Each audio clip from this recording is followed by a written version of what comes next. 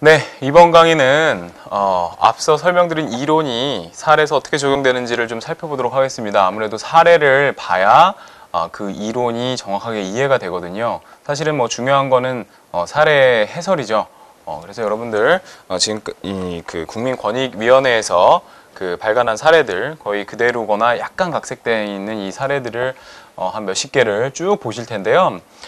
보시면서 그렇지 아까 이론에서 그렇게 설명했으니까 맞지 이렇게 넘어가시는 부분도 있고 이렇구나 라고 하는 부분도 있을 거예요. 그래서 여러분들 사례를 좀 최대한 많이 알고 계시면 아마 적용을 하실 때 그 실생활에서 즉 이 청탁금지법이 적용되시는 분들의 경우에는 이 사례들을 좀 찾아보시면 유사한 상황이 발생했을 때 이렇게 처신하면 되겠구나 라는 행동 지침으로 삼으실 수가 있을 것 같습니다.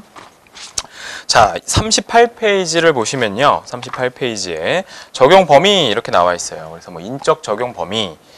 제가 여기 기억해야 할 포인트라고 해서 아까 전에도 굉장히 그 강조하면서 설명을 드렸는데 일단 청탁금지법의 적용 대상인지 아닌지 이게 제일 중요하다고 말씀을 드렸잖아요. 그쵸? 근데 부정 청탁을 받거나 금품을 수수하는 받는 사람이 공직자 등에 해당해야만 이 법의 적용 대상이 되고 받는 사람이 공직자 등에 해당하지 않으면 어떻게 된다고요? 이 법 적용 대상이 아닌 거예요.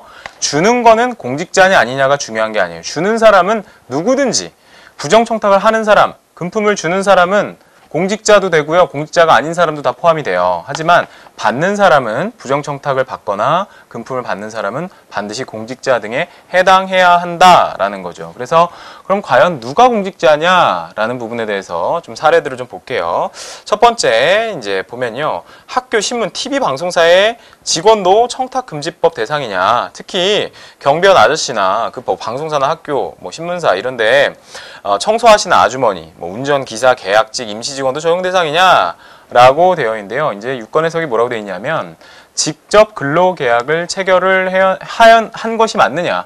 그래서 그 기관의 근로자성을 갖고 있느냐 여부를 가지고 판단을 해요. 그래서 하도급을 줘서 어떤 용역계약을 다른 업체랑 체결을 하고 그 용역업체에 소속되어 있는 직원이 와서 그냥 용역 업무를 해주는 것이라면 그런 분들은 여기에 말하는 공직자 등에 해당하지 않습니다. 그래서 그 계약 관계의 실질적인 내용이 근로계약이냐, 즉 사측이 학교나 신문사나 방송사냐, 아니면 사측이 그냥 용역회사에 불과한 것이냐에 따라서 이 그 공직자 등에 해당하고 안 하고가 결정이 되는 것입니다. 자, 그 다음에 아까 전에 좀 설명드렸던 예 중에 하나인데요. 39페이지에 보면 의사가 공직자 등에 해당하느냐 라고 되어 있는데요. 병원의 종류에 따라서 적용 여부가 달라진다고 말씀을 드렸어요. 그래서 대학병원이나 뭐 국공립병원, 뭐 도립병원, 시립병원 등의 의사는 적용 대상이 되고요. 다만 뭐 서울 삼성병원과 같은 그냥 어떤 뭐 사립병원이라고 해야 될까요? 예, 그런 경우는 공공기관 소속이 아니기 때문에 적용이 안 된다. 예, 이렇게 알아두시면 될 것 같습니다. 자, 그 다음에 국회의원이 공직자 등에 해당하냐? 이것도 아까 설명을 드렸어요. 어떤 신문기사에서는 국회의원은 공무원은 맞는데 여기 청탁금지법 적용 대상이 아닌 걸로 보인다. 라는 신문기사가 나갔다고요. 근데 그게 제가 뭐라고 그랬죠? 그거 아니라고 말씀드렸죠. 선출직 공무원들은 제3자의 어떤 민원을 제기해서 그 해당 공직자에게 뭔가 민원을 의견을 전달하거나 민원을 제기할 수 있는 어떤 그런 예외 조항이 있는데요. 그것 때문에 국회의원이 빠지는구나 그렇게 생각하시면 안 돼요. 국회의원도 부정청탁 받으면 안 되고요. 금품 등 수수해서는 안 돼요. 그리고 주는 건 누구든지 안 되니까 국회의원 당연히 포함되는 거고요. 부정청탁하는 거나 금품을 주는 건 누구든지 안 되는 거니까. 자, 그래서 공직자 등에 해당한다. 예, 이렇게 이해를 하시면 될 것 같습니다. 자, 그 다음에 40페이지를 보면요. TV에서 3, 5, 10만 기억하면 된다고 했는데요. 그렇다면 누구에게든 1인당 3만 원 이하의 식사만 살 수 있는 건가요? 라고 말씀드렸는데 이 부분에 대해서는 제가 아까 전에 조금 자세하게 설명을 드렸죠. 3, 5, 10이라고 무조건 되는 건 아니다. 조건이 붙는다. 원활한 직무 수행, 사교 의뢰의 경우에만 가능한 것이다. 그래서 원칙은 직무 관련성이 있으면 1원도 되지 않는 것이 원칙이다. 예외적으로 원활한 직무 수행, 사교 의뢰의 경우에 한해서만 엄격하게 3, 50을 정하고 있다. 이렇게 알아두시면 되는 겁니다. 자, 그 다음에 공공기관의 임직원, 그러니까 한전 같은 공기업 말고도 마사회나 기업은행 임직원도 본법의 공직자라고 볼 수 있나요? 라고 되어 있는데요. 이게 뭐 마사의 기업은행뿐만 아니라요. 여러분들이 국민권익위원회 홈페이지 들어가 보면 지금 여기에 공직 유관단체까지도 다 포함이 되거든요. 이 법상에. 그걸 맨날 리스트 업을 엑셀 파일로 이렇게 그 공개를 해요. 그래서 그 리스트를 보시고 내가 속한 단체가 내지는 내가 뭔가 금품을 제공을 하려는 그 단체의 어떤 소속 직원이 그 단체가 과연 거기 공직 유관단체에 포함이 되는 것인지 한번 찾아보시면 되거든요. 예, 거기에 들어있으면 유관단체니까 이 법의 적용 대상이 되는 거고요. 없으면 안 되는 겁니다. 그렇게 이해를 하시면 될 것 같습니다. 자, 그 다음에 대학 시간 강사가 공직자 등에 해당하느냐라고 질문이 있는데요. 지금 현행법상으로는요, 여기 뭐 시간 강사, 명예교수, 초빙교수, 겸임교수, 외래교수, 산학 겸임교사는 이런 법 있죠. 고등교육법, 뭐 초중등교육법이 규정한 교원에 포함이 되지 않아요. 그래서 이게 학교에서 근무를 하고 강의를 한다는 이유로 무조건 다 교원에 해당하지는 않습니다. 법상. 그런데 문제는요. 타이틀이 중요한 게 아니고 실질이 중요하죠. 시간 강사든 뭐 초빙 교수든 겸임 교수든 간에 학생들을 가리키고 그 학생들의 학점을 관리를 한단 말이에요. 그쵸? 근데 이 법의 본질이 뭐 그 타이틀이 뭐냐에 관련된 것이 아니라 실질이 그런 일을 담당하는 것이라면 그거는 제한을 받아야 된다라는 것이잖아요. 그러니까 앞으로 2018년 1월 1일부터 뭐 개정된 법에 의하면 이런 분들도 다 포함시키는 걸로 아마 진행이 된다고 합니다. 그래서 그 부분도 좀 알아두시면 될 것 같고요. 자, 그 다음에 41페이지 보시면요. 방송사의 비등기 이사와 프리랜서 작가 및 기자, 객원 논설위원도 본법에 적용 대상이 되나요? 그리고 신문사에서 기자가 아닌 행정 업무만을 보는 직원인데도 본법에 적용 대상이 되는지 궁금합니다. 라고 되어 있어요. 자, 이게 언론사 임직원이라고 되어 있지 기자 이렇게 되어 있지 않거든요. 법이. 그래서 언론사가 사측이 되고 그 근로를 제공하는 근로자가 된다면 당연히 포함이 돼요. 행정 업무냐 기자냐 뭐 이런 게 중요한 게 아니고 뭐 방송사, 신문사면 신문사 거기에 근로계약을 체결하고 있으면 가능한 일이죠. 하지만 프리랜서나 방송작가의 경우에도 이제 프리랜서식으로 일을 하시는 분들이 있어요. 그러니까 어떤 근로계약이 아니라 프리랜서 계약에 의해서 일하시는 분이 있어요.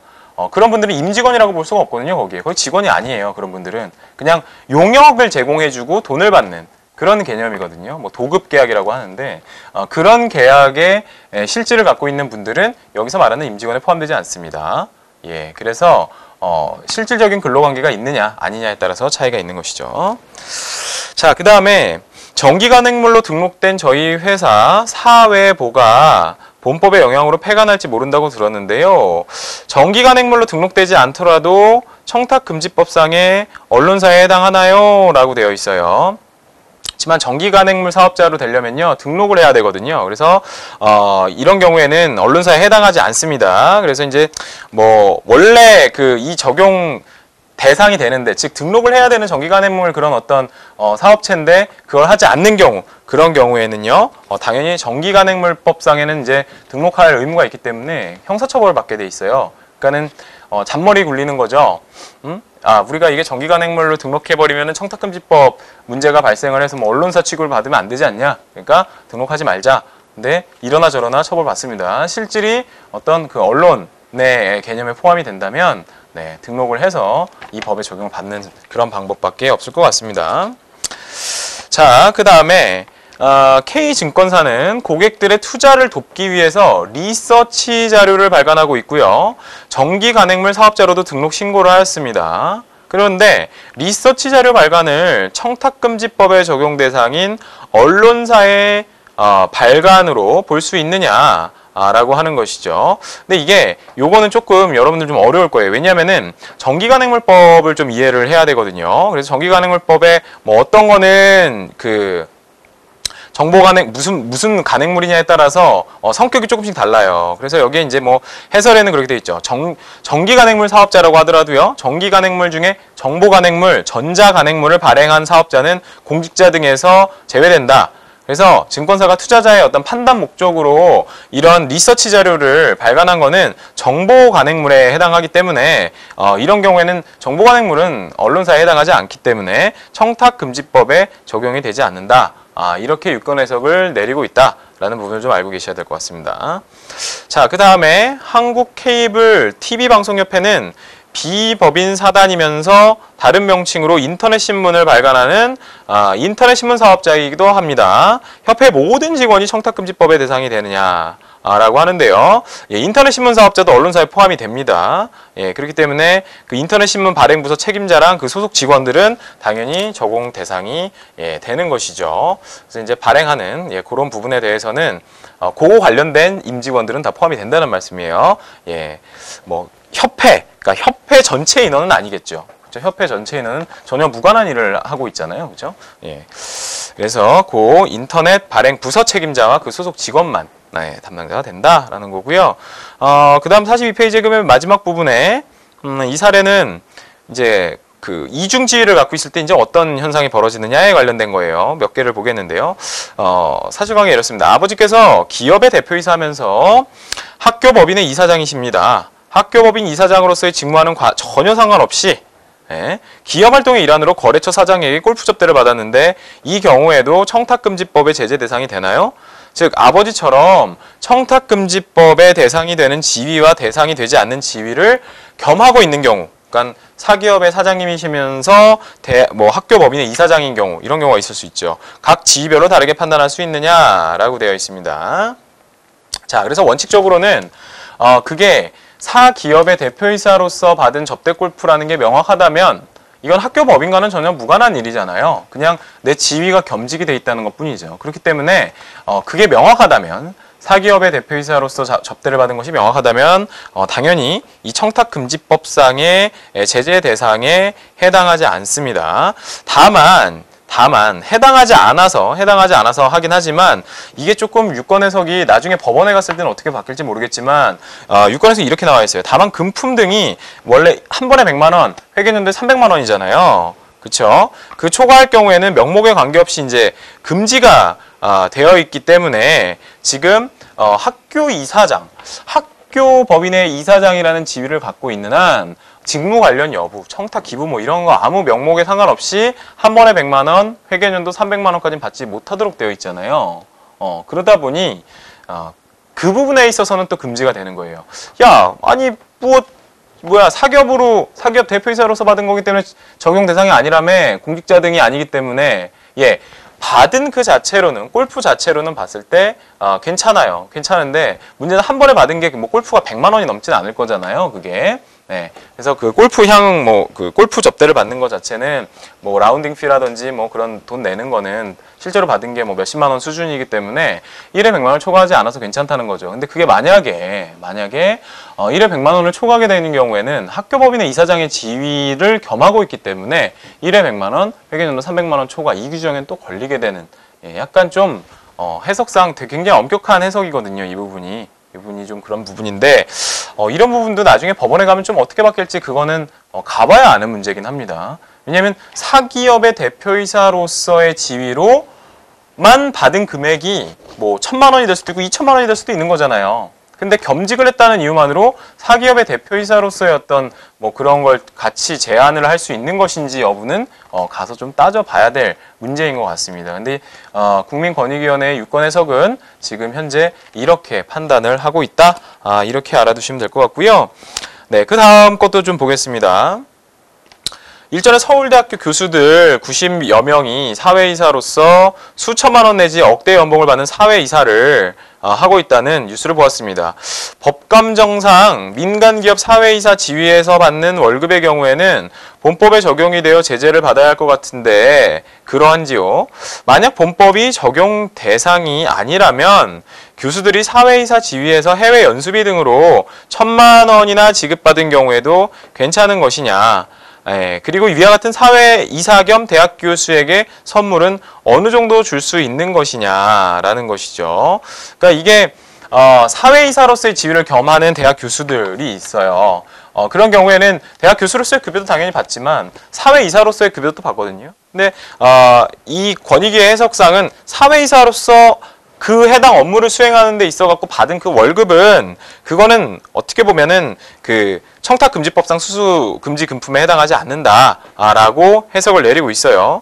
그리고 또 다만 이제 서울대학교 교수가 민간 기업의 사회이사라고 하더라도 공직자 등으로서의 지위를 가지는 이상, 그러니까 서울대학교 교수는 사회이사를 하면서 대학 교수를 가지는 이상 어떤 예외사회에 해당하는 바가 없으면 이거는 1,000만 원의 직을 받은 건 청탁금지법상에 허용되지 않는다. 그러니까 이게 좀 애매한 부분인 것이죠. 그러니까 앞에 사례랑 좀 보면요, 회사, 사기업의 대표이사로서 골프 접대를 받은 부분은 그게 명확하다면 괜찮다라고 했지만 학교법인의 이사장의 지위를 갖고 있기 때문에 1회 100만 원, 회계연도 300만 원 안 된다고 했단 말이에요. 이 경우에도 마찬가지예요. 월급을 받은 경우에도 이게 1회 100만 원, 왜냐하면 사회이사면서 대학 교수니까 월급을 100만 원 이상 받았다면 한 번에 100만 원 이상 받았다면은 이게 과연 어떻게 되는 것이냐. 근데 월급이라 괜찮다라고 하면서도 한 번에 뭐 지금 여기 보면은 그 뭐 1,000만 원 해외 연수비 등으로 1,000만 원을 지급받았어요. 사회이사 지위에서. 왜냐면 해외 연수 가야 되는 비용이 뭐 100만 원으로 안 되니까 한 1,000만 원 이렇게 지원을 해줬는데 그건 어떻게 되느냐라고 했을 때는 또 1회 100만 원, 뭐 300만 원, 뭐 이 얘기가 지금 또 나오고 있단 말이에요. 그래서 이 부분에 대해서는 좀 법원에서 좀 정리를 해야 되지 않을까 하는 생각이 들고요. 그 다음에 이제 사회이사 겸 대학 교수에게 선물 어느 정도 줄 수 있느냐에 관련돼서는요. 350이 적용이 된다. 원활한 직무수행, 사교 의뢰 목적으로 선물은 5만 원까지 되는데 요런 그 조건을 벗어나게 되는 경우는 5만 원도 안 된다. 그건 뭐 이미 말씀을 드렸고요. 그래서 이렇게 해석을 하고 있습니다. 앞으로 계속 보시겠지만요. 그 권익위원회 유권 해석은 조금 더 엄격해요. 더 좀 엄격하게 해석해서 좀 풀어주지 않고 있다라는 거를 좀 여러분 느낄 수 있고요. 이게 과연 이제 법원에서도 계속 이런 기조를 갈 것인지 여부는 좀 사례가 축적돼봐야 알 것 같습니다. 예측하기는 좀 어려운데 최근에 뭐 춘천지방법원에서 1심 판결이 뭐 하나 나온 게 있는데 뭐 그런 경우도 있고 좀 전반적으로는 약간 타이트한 것 같아요. 좀 타이트하게 좀 더 타이트하다는 얘기는 뭐냐면은 법의 적용 대상이라고 더 봐버리는 거죠. 그래서 처벌을 해야 된다라고 봐버리는 거, 그런 것들이 있습니다. 자, 그 다음에 44페이지를 보시면 연세대학교 의대, 그러니까 사립대죠. 교수이면서 별도로 법인인 연세대학교 협력병원 소속 의사에게 치료에 대한 답례로 30만 원 상당의 선물을 제공하고 싶은데 문제가 되느냐라고 되어 있습니다. 자, 여기에 제가 말씀드렸죠. 일단 받으시는 분이 공직자 등에 해당해야 되잖아요. 그런데 이제 사립대 교수는 공직자 등에 해당하죠. 해당하지만 이분은 연세대학교 협력병원 소속 의사예요. 그러니까 뭐 세브란스 병원 내지는 어느 연세대학교 세브란스 병원과 협력되어 있는 다른 어떤 작은 병원의 의사로서의 어떤 치료 행위를 한 것, 그 행위를 한 것으로 답례로 30만 원을 받을 수 있느냐 없느냐 이 얘기거든요. 그러니까는 대학 교수로서의 지위가 아닌 겸직을 하고 있지만 의사로서의 행위로 받는 그 돈이기 때문에 어쨌든 요거는 괜찮다라는 거예요. 그런데 만약에 답례로 30만 원 상당의 선물이 아니라 이 경우에 뭐 100만 원, 300만 원 이건 어떻게 할 거냐는 거죠. 그죠? 100만 원, 300만 원 초과한다. 그럼 좀 문제가 되지 않을까? 이 유권 해석상에 따르면 문제가 될 수도 있다라고 보여져요. 근데 그게 지금 계속 논의가 돼야 되는 부분이고 조금 이럴 때는 공직자가 아니라고 해서 괜찮다고 하더니 또 100만 원, 300만 원 규정은 무조건 공직자 등으로 본다는 게 좀 해석이 좀 안 맞는 것 같은데 아무튼 국가권익위원회는 그렇게 해석을 하고 있다라는 거 좀 알고 계시면 될 것 같습니다. 자, 그 다음에 업무방해죄에 대한 형사사건과 관련해서요. 이게 뭐 제가 대표로 있는 회사인데 법무법인 제야 소속 변호사를 선임해서 승소 확정 판결을 받았습니다. 감사의 표시로 변호사에게 200만 원 상당의 노트북을 선물해 주고 싶습니다만 수임을 맡은 담당 변호사가 부산광역시 행정심판위원회 비상임위원이라고 합니다. 이 경우에도 공직자로 보아서 청탁금지법의 제재 대상이 되는 것인가요? 라고 할 때 국민권익위에서는요, 공무수행사인, 아까 설명드렸죠? 공무수행사인의 경우에도 적용 대상이 되기는 하지만 그 해당 공무와 관련된 것에만 이 법이 적용이 되는 거고요. 공무수행사인의 지위를 겸하고 있다는 이유만으로 해당 공무와 상관없는, 즉 이 사건의 경우에는 행정심판 위원 관련된 그쪽이 아니라 완전 다른 형사사건에 관련된 업무 진행과 관련해서 이제 선물이나 돈을 주는 경우에는 해당하지 않는다라고 해석을 내리고 있습니다. 이해되시죠? 그러니까 공무수행 사인의 경우에는 자신이 위임받은 그 해당 공무와 관련되어 있는 것만 여기서 말하는 공직자 등의 지위를 취득하는 거고요. 그렇지 않은 그냥 변호사로서의 어떤 그냥 여기서 말하는 행정심판 뭐 이런 공무와는 상관없는 업무에 대해서는 이 법의 적용 대상이 되지 않기 때문에 제재를 받지 않게 되는 것입니다. 자, 그 다음에 이제 44페이지에 속지주의, 속인주의 관련해서 뭐 이렇게 나와 있는데요. 이거는 좀 여러분들이 기초 지식을 조금 아셔야 되는 부분이 뭐냐면 속지주의와 속인주의가 뭐냐? 속지, 그러니까 어떤 지역에 속한다라는 뜻이고요. 속인, 어떤 인종이라고 해야 될까요? 국민에 속한다. 이렇게 이해를 하셔야 될 것 같아요. 그래서 속지주의는 우리 영토 내에서 발생한 어떤 사건은 국적을 불문하고 우리나라 법이 적용된다라는 거고요. 우리나라에 속해 있는 사람, 대한민국 국적을 가진 자라면 우리나라 외에서 어떤 행위를 했을 때 그 행위가 그 나라에서는 문제가 되지 않는다고 하더라도 우리나라에서 문제가 된다면 처벌할 수 있다라는 게 속인주의예요. 가령 예를 들면 마리화나, 즉 대마초는 우리나라에서 불법인데 네덜란드나 이런 나라에서는 뭐 일부 카페에서 뭐 허용을 하고 있다라고 했을 때 그러면 그 네덜란드에서 뭐 허용을 어느 정도 하고 있으니까 내가 거기 가서는 뭐 합법적으로 했다라는 것이 한국에서 금지하고 있는 행위를 한 거잖아요. 그런 경우에 난 네덜란드에서 했지 내가 한국에서 했어? 라고 면책을 주장할 수 있느냐? 라는 부분에 대해서 안 된다라고 보는 게 속인주의예요. 속인주의. 반면에 거꾸로 네덜란드 사람이 자기 나라에서는 뭐 실제로 네덜란드에서 마리화가 합법인지 아닌지는 잘 모르겠습니다. 뭐 그게 아니라는 얘기가 있어, 뭐 맞다는 얘기도 있고 아니라는 얘기도 있는데 가정을 한 거예요. 네덜란드에서 마리화나 합법, 대마초 합법이라서 네덜란드인이 우리나라에 와가지고 대마초를 흡연을 했어요. 그럼 우리나라에 금지돼 있으니까 잡았죠. 그랬더니 무슨 소리냐? 우리나라에서는 난 네덜란드인이고 네덜란드에서는 이게 합법인데 우리나라에서 합법인 거를 여기서 했다고 해서 왜 문제가 되느냐? 라고 항변할 수 없다라는 것이 속지주의예요. 왜? 그 사람이 행위를 한 지역은 우리나라고 대한민국 영토 내에서 벌어진 것은 대한민국 법이 적용되어서 그렇게 처벌받게 된다. 그게 이제 속지주의라는 거죠. 속인주의, 속지주의 이런 부분에 대해서 좀 이해를 하신 다음에 사례를 보면요. 예를 들어서 세계 최대 맥주 기업인 벨기에 AB 인베브와 같은 외국 기업 대표가 그 기업이 제조, 가공한 식품에 대한 인증 업무를 맡고 있는 식품의약품안전처 공무원 등에게 한국에서 30만 원 상당의 식사 접대를 하는 경우에도 청탁금지법의 대상이 되느냐. 그러니까 이게 외국 기업 대표가 식약처 그 공무원에게 한국에서 접대를 하는 경우 적용이 되느냐. 또한 외국 기업에 대한 취재를 하고 있는 외국 주재 한국인 특파원에게 외국 기업 대표가 외국에서 30만 원 상당의 식사 접대를 한 경우에 법에 저촉되지 않느냐라고 물어봤어요. 그래서 일단 이것만 먼저 그 답변을 보면요.